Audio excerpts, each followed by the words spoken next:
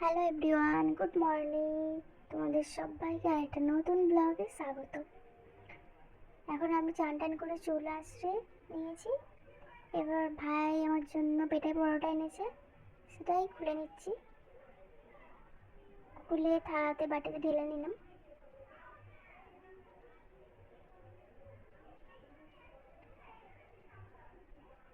খেতে কিন্তু খুবই টেস্টি ছিল। চুলটা বেঁধে নিলাম, কারণ মা বলে খাওয়ার সময় চুল খোলা রাখতে নেই।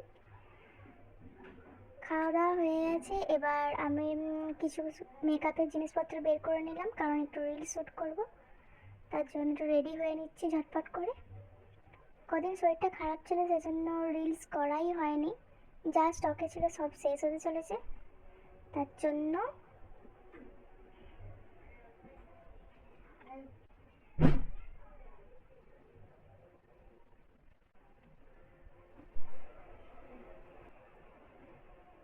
একটু হালকা করে মেকআপ করে নিচ্ছি।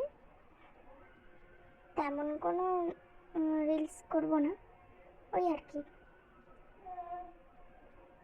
প্রায় মেকআপ শেষের দিকে। চুলটা কী করবো সেটাই আমি ভেবে পাই না।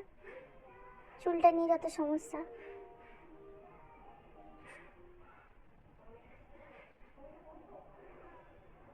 ভাবছি এবার চুলটা কী করবো।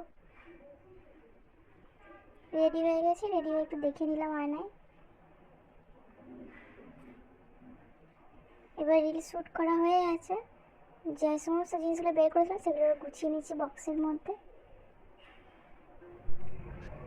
দুপুরবেলায় আর ভিডিও করা হয়নি, খেয়ে খাওয়া দাওয়া করে ঘুমিয়ে গেছিলাম। এখন বিকেল হয়ে গেছে আর ছাদে দেখছি ভাই আছে, ভাই দেখাচ্ছে ওখানে রামধনু উঠেছে, সেটাই দেখছিলাম।